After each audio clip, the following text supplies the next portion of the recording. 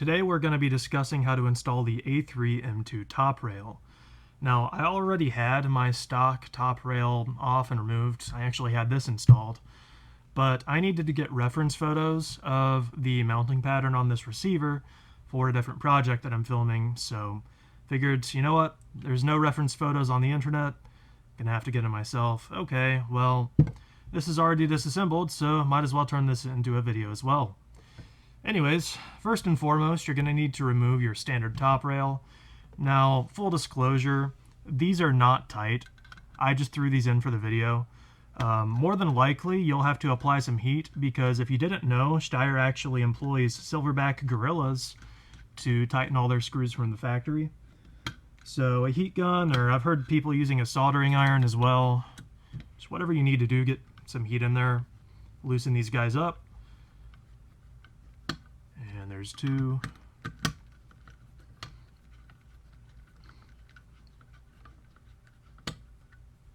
And there's three. Now, as you can see, only 3 of these screws are actually being used.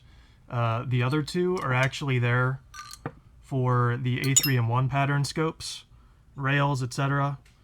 It's really cool that they actually managed to make it compatible with both generations. In any case, that's supposed to be there, right? I hope that little nub is supposed to be there. If not, I guess I fucked something up. Oh well. Anyways, in order to install the Mark II rail, I'm literally just gonna line up the holes and plop this guy on there. Ooh. Now, specs say that you should have this around 45 inch-pounds, and it's also heavily recommended that you use Loctite. And because I'm doing this on a whim, and I'm probably going to have to take more photos, I will be doing neither. So, just gonna hand tighten this real quick.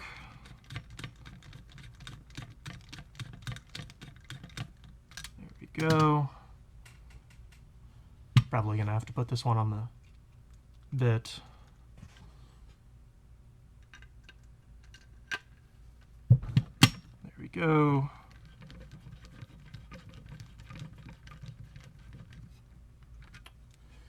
And here's the third.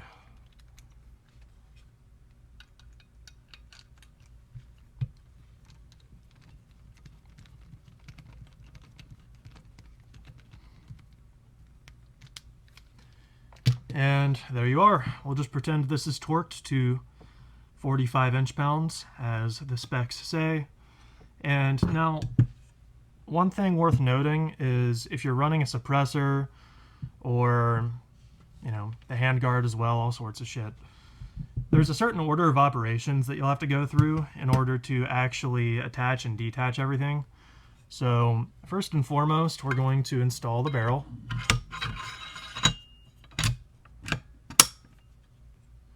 Then we're going to install the handguard.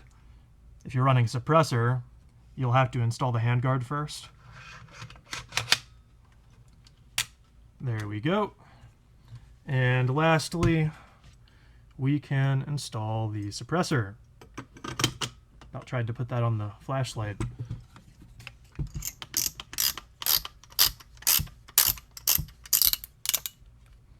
And there she is.